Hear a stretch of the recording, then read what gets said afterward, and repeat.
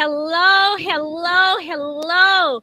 Thank you so much for tuning in on today. Today I have a special guest, and her name is Miss Staci Wright. She is going to be one of our featured speakers at the Business Building Wealth Luncheon, October 28th in Dallas, Texas. My name is Terry Alford. If this is your first time watching, hello. Thank you very much for watching. I specialize in helping business women build wealth and financial freedom so that we can live, lead, and leave multi-million dollar legacies.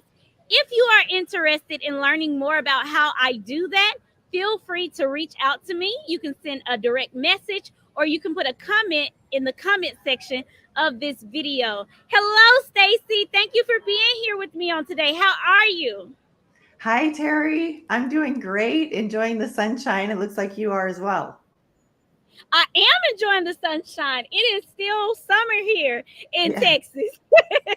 It's summer until October here in Texas, and I'm enjoying all of this sun. So Yeah. tell me this before I give everyone an introduction. What is the one thing that you're most grateful for on today? What I am most grateful for today is the freedom that I have as an entrepreneur to pursue the life that I want to live. Oh, that's such a blessing. I love that. I love that. So, who is Staci Wright? Who is Staci Wright? Well, just to tell you a little bit about her, she is a visionary serial entrepreneur with a passion for creating meaningful change in the world. Having had 5 businesses over the last 20 years, her depth and breadth of wisdom in launching and scaling businesses help her bring innovative ideas to life with power and ease. Driven by a deep rooted desire to infuse heart based practices into the world of business, Staci has made it her mission to heal the world and promote mental wellness through her latest ventures. Recognizing the transformational power of compassion and empathy, she has dedicated her entrepreneurial journey to revolutionizing the way businesses operate. I will tell you this. I had the honor and pleasure and privilege to meet Staci about a year ago, almost a year ago. And Mhm. I have experienced nothing but incredible energy and words of wisdom since being in her presence. She's a beautiful person on the outside and the inside. And Yeah. the reason that she is going to be featured as a speaker is because she has an incredible story. And I know she loves to serve people. And if you are coming to the luncheon as a businesswoman, you are going to be fed not just physically, but you are going to be fed holistically. And we are going to speak about the mental wellness that we should pay close attention to as entrepreneurs. As an entrepreneur, we have good days, we have bad days, Mhm. we have up times, we have down times. There are many ebbs and flows of our business, and we are not always in a space in which we can share those ups and downs with others. Some things we hold in and we harbor those things in, and it actually attacks our ability to be the best version of ourselves for our business.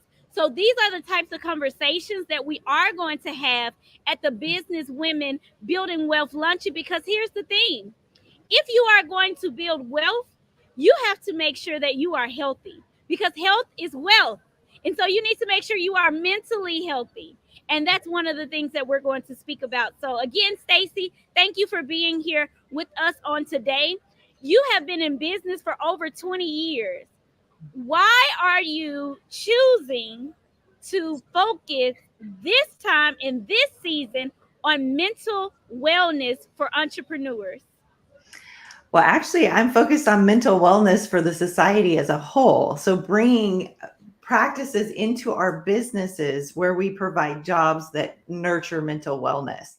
So as an entrepreneur over the last 20 years, having the 5 businesses, I wore my body out pretty early. So I suffered from cancer at age 32, complete just exhaustion from running so hard and burning up my energy and not taking care of my body. And so I've spent the last 20 years really taking care of my body, taking care of what I'm putting into my body, how I'm taking care of my mental health, how I'm taking care of my mind. And you touched on that very important topic, is that our mind is even more important than our body, and our mind can impact how our bodies react and respond.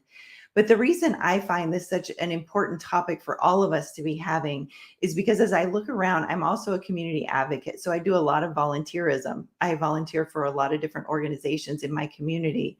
And what I've found over the last few years is that the needs in the community, in our society as a whole, are growing exponentially. We have the society that we've built is breaking our people. So our people that used to be able to thrive and, in a normal job and be able to make money and do the things that they need to do for themselves and their family, it's a much harder world out there for them. And so what I want to focus on and what I focus on is, how do we change the way we're doing business so that we're not breaking our people? Because if you look at the business model we've had over the last 100 years, it's based on, there's a few at the top that get really wealthy at the expense of the people underneath. And what I want to do is I want to shift that to where, yes, we're making a lot of money, but we're using that money for the good of all people, because we're all human beings. We all deserve to have a life of peace and a life of ease. And what I'm seeing in the world today is just a lot of stress, a lot of anxiety, which is leading to a lot of mental illness. We're seeing mental illness in children as young as 5 years old. And I just see business as a vehicle where we can impact sustainable change long term, and we can change the trajectory of the mental health of our country through our business practices. That is so powerful. That is so powerful. You see, people who are watching, who are listening, you see what I mean? I love the fact that you are seeing us as entrepreneurs and business leaders as people who can actually change the trajectory of what mental health look like for our community as a whole. I think that is a beautiful thing. So I want you to tell us, what does it mean to do business from the heart, and how can we do business from the heart when many times we're focusing on our own finances, we're focusing on our own financial needs, we're focusing on our own family. So how can we truly do business from the heart at this Hmm. point? Okay, so I would say, moving from our head into our heart, connecting those two. We have brain cells that live in our heart. We have neurons that processes information just like our brains do in our heart. We also have them in our gut. But when we connect the heart brain into our brain, and we're using both our minds and our hearts, we can then affect change in the world. And it's really simple. It is really simple. It's coming into being human. So I have a perfect example. I have a couple of examples. One is, my friend has an insurance agency. So she employs, I think, 4 or 5 people. They're all women. They're all mothers. And a couple years ago, she realized in her life, because she had a kid and a husband, and she had another baby on the way. And she realized she didn't have enough time at home to do the things she wanted to do, to take care of her family, to take care of herself, and to plan their vacations, like all the things that she wanted to do, she didn't have time for because she was working so much. And she started thinking, who decided that we were supposed to work 40 hours a week? Like, that's a lot. And I don't want to work 40 hours a week anymore. Okay. So the very next thought that she had, because she is a heart-based entrepreneur, her very next thought was, well, if I'm having this problem, I bet my people are having the same problem, because some of them are single moms. And I can't even imagine what it must be like to be a single mom. So let me go to my people and let's figure out another way to do this. And so she literally sat down all of her people. She said, hey, if we can get all of our work done in the same way, we can be just as impactful and effective and keep the business growing at a good trajectory. And we can do it in 30 hours a week. I'll pay you for 40 and we'll go home at 30. And all of the people came together and said, yes, let's do that. And so they devised a plan. And within 6 months, they were working 30 hours a week. and getting the same amount of work done. And she kind of expected the trajectory of her business. This is the fascinating thing about it. She expected the trajectory of growth in her business to flatten out just a little bit. She was going to make sure it was still growing, but she gave herself grace to have it grow a little bit less fast. And you know what happened? It actually started growing faster. So she has not missed a beat. Her people are spending 10 hours a week with their more time with their kids than they were spending before. And it's blessed the entire business. So that's what I mean by doing business from the heart. There was a time 25 years ago when I worked for an insurance agency, and the owner didn't want to work 40 hours a week. And guess what? He didn't work 40 hours a week. He went home and did whatever, right? We all worked 40 hours a week. It wasn't even a thought in his mind. Like, he earned that right to not be able to have to work and didn't worry about it. So having that heart is really just connecting with the people that work with you and for you, and putting that first, the well-being of people ahead or on the same playing level as the profits.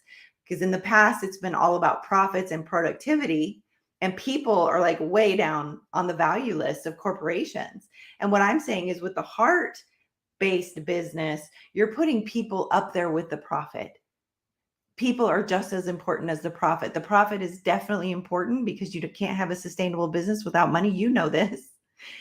But you can have the heart and you can do good for people at the same time. It doesn't have to be, you don't have to sacrifice people for profit. And so that's what it means to do business from the heart.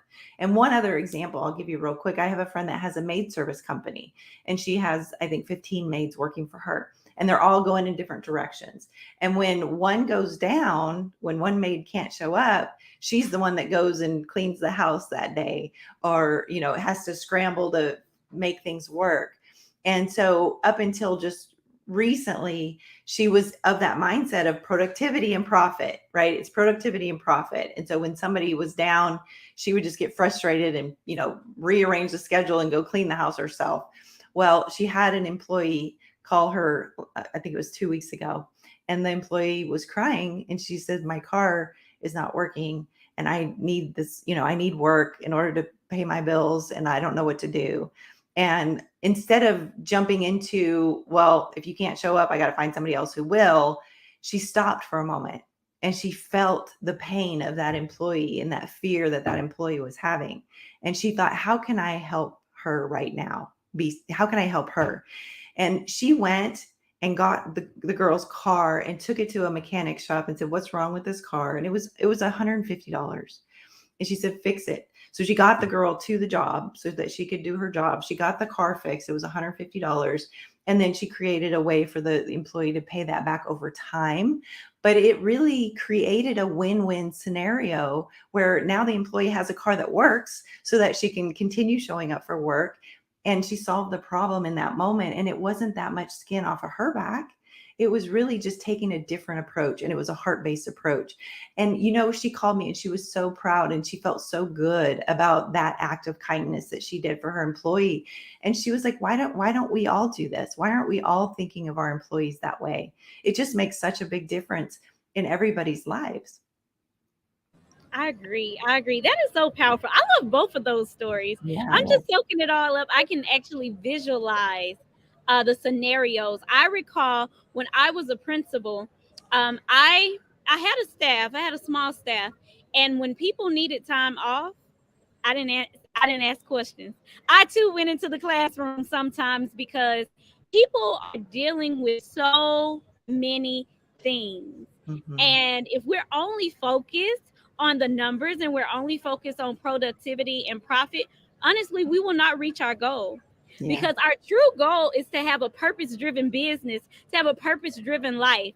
And so if we are at a place in our business and we do have and we are a spiritual person and we do operate in faith, we understand that sometimes we will pray to God, God, I want my business to be a blessing. I want it to bring glory and honor to your name. And so sometimes that means that we actually have to become uncomfortable so Mm-hmm. that we can make sure that our teammates are comfortable. And so again, as you're telling that story, it just reminded me of the times in which I stepped into the classroom as a principal if I had a teacher that needed to leave campus immediately or they couldn't get to campus on time. You know what? Don't even worry about it.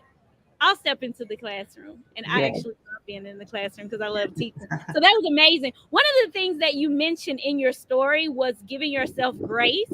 And I know that's a slightly different topic from doing business on the heart, but I feel like in this season, many people need to give themselves more grace. As an entrepreneur, it's easy for us to look at what other people are doing and other achievements that they've made and how they're running their business, and we think that we're supposed to be where they are, or we should be doing the same things that they are doing. And if we're not doing those things, it's easy for us to beat ourselves up and not give ourselves enough grace. So can you share a little bit about how can we as entrepreneurs give ourselves grace if we didn't operate doing business from the heart, or if we just had to learn some things the hard way along our entrepreneurial journey? Such a great question. I love the whole idea of grace is such an important piece, because if we're going to do business from the heart and help others, we want to do it from a place of overflow. And if we aren't giving ourselves grace, guess what? We're not going to be able to give that authentically to someone else.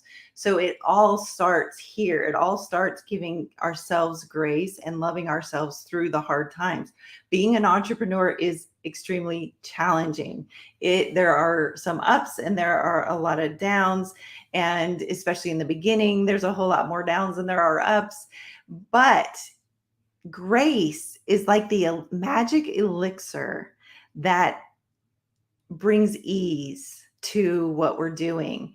And so whenever I feel fear or I feel that anxiety or I feel like I'm comparing myself to someone else, I can talk myself out of it in a number of different ways, but that's not as effective as just giving myself grace and accepting myself and loving myself for where I'm at right now, knowing that I am doing the best I can and that there is an ultimate plan and I am following it. And we all have our own unique path that we can't compare. I mean, if we start comparing ourselves to others, we will always be frustrated. We will always have that feeling of inferiority, and because we are all on our own unique paths. And giving ourselves grace, it's almost like, okay, here's how I want to say it. Like you have an empty vessel and there's holes in the vessel that's empty. As you pour grace into the vessel and it starts filling up, it actually patches up those holes.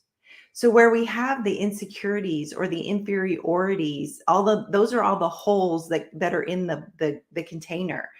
As we're putting grace in the container and as it fills up, it actually covers up those holes. It fills in those holes so that when we fill it up to the top, then we can be so graceful with others and we don't have to live with those insecurities and inferiorities on a regular basis. I love the illustration that you just gave. You see, That was a if you good are one. watching this and you feel that this is good, put it it's good in the comment section. Staci, that was a beautiful illustration. You are indeed a woman of wisdom and you Mm, are a woman of business. So yeah. here's what I would like for you to do. I would like for you to share with us the item that you got your most recent patent on, and tell us a little bit about that item and the story of why this is an example of how you are doing business from the heart. Okay, awesome. Well, when I first started out thinking, okay, I want to change the world with business. How are we going to change the world with business? I came up with this plan to create a manufacturing plant where we hire people and then we have a child care center on site and we have a commercial kitchen on site. So we provide breakfast, lunch, and take home dinners for the families. So we're taking a load of stress off the parents. We're getting the nutrients to the little brains as they're developing that they need. And that is my holistic plan for creating a change in the world. So I was telling my friend this, and she's actually the insurance agent I was telling you about earlier. So I'm sitting in her office and I'm like, this is how we're going to change the world. We're going to create this business model and we're going to change the trajectory of these children's lives because we're going to remove the stress. We're going to give them the nutrients. Their brain's going to develop wonderfully. It's a beautiful plan. And she said, Staci, that sounds amazing. What are you going to manufacture? What product are you going to manufacture? And in that moment, I was like, I don't know. I haven't gotten that far yet. The plan hadn't totally been revealed. And so I said, I'm looking for a patentable product that we can manufacture. And she said, well, I have one you can do. And I said, okay, what's that? She said, I can never take a big girl bath. And I said, well, what do you mean? What is a big girl bath? She said, you know, the kind where I'm sipping my wine and I'm reading my book. And I said, yeah. She goes, I can't take it because I'm not relaxing because my feet don't reach the end of the tub.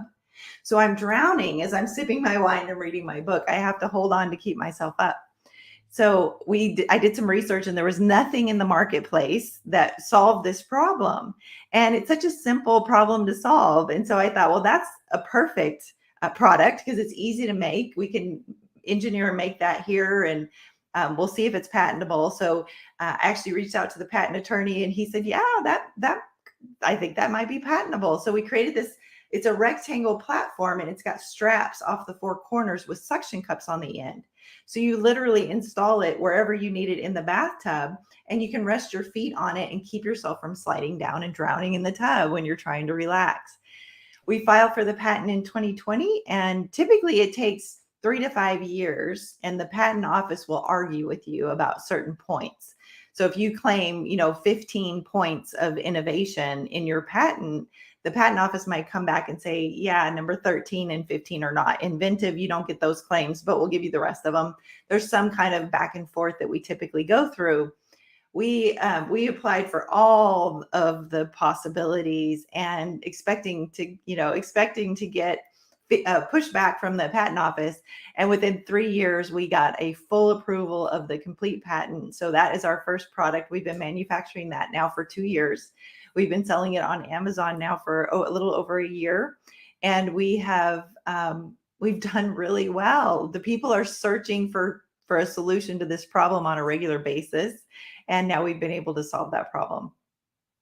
Thank you so much. Thank you so much. Because when I take a bath, my feet do not reach the end of the tub either. Thank you so much for thinking about people like me.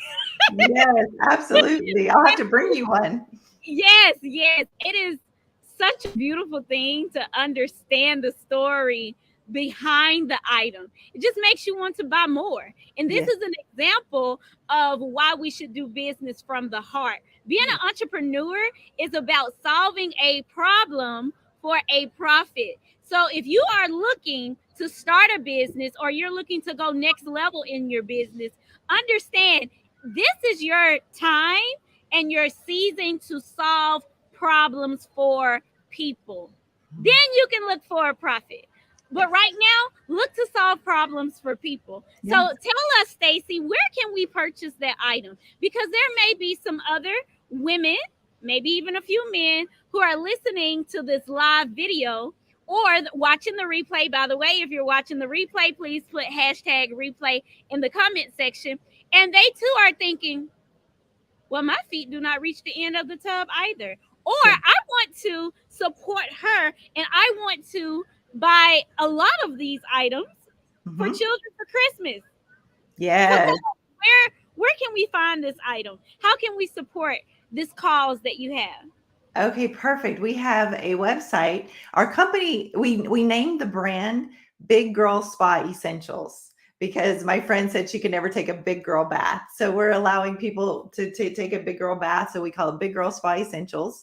And that's the website, biggirlspaessentials.com. You can go there and see all of our products. We have a line of high-end luxury handmade organic products that are like for your skin, for the bath bombs, bath teas, candles, everything, like all the things you want for a really luxurious, relaxing big girl bath. You can buy them on that website there. And that goes to support our manufacturing plant that has the childcare center on site and the commercial kitchen on site.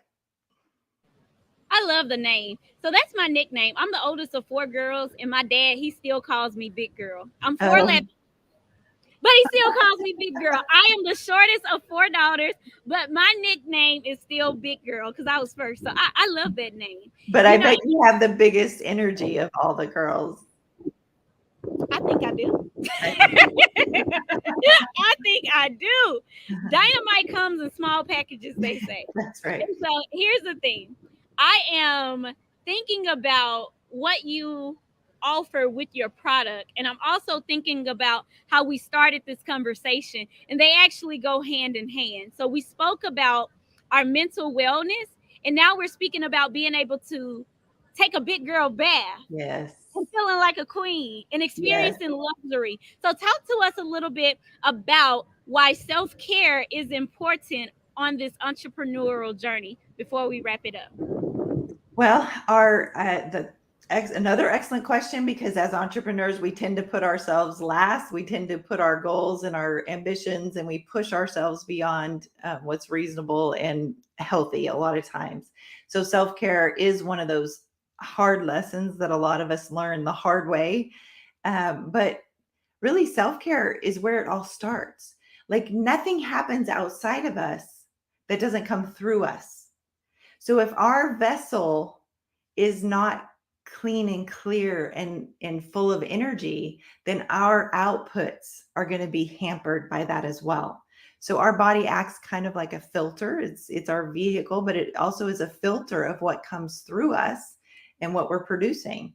And so if we really want to produce something of high quality in the external world, we've got to have that, whatever, that health and well-being and abundance inside of the energy that we carry. And so for me, I have non-negotiables, and they're non-negotiables that I do every single day. And if I do these things every single day, then I show up with energy most every day. There's still days that, I'm tired or exhausted or things are, but I take the time to rest. So some of those, find out what it is that makes you feel the best and do those things every single day. Make them non-negotiable. So mine is meditation every morning. I spend quiet time with God and with myself. Walking every day, moving my body every single day, drinking water. Those are my three non-negotiables. And so there's just no question. Like I may not even take a shower in a day, but I do those three things. So those three things come first, no matter what. And as long as I'm doing those base foundation of self-care, I'm able to stand up and do the things that need to be done to make my business work. Beautiful. Well, congratulations on the job well done. I believe that this live was very successful on today. I did not prepare her for these questions. No. So these are her true questions. I mean, her true answers from the heart. Thank you so much for watching, Beatrice.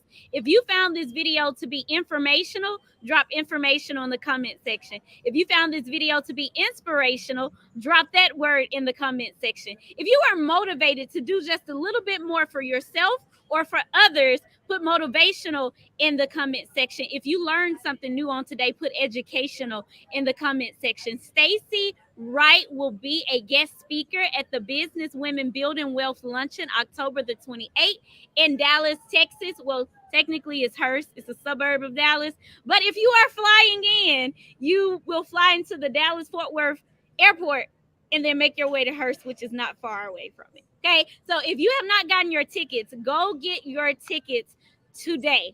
You can go to jointerry.com/luncheon. I thank you so much for watching this. I see informational and inspirational. Excellent. That's exactly how you will feel when you walk away from the luncheon. You will have tools in your tool belt. You will be educated, inspired, and motivated on your journey to building wealth as a businesswoman. Thanks again, Staci, for being here. I hope you all have an amazing weekend. Adios.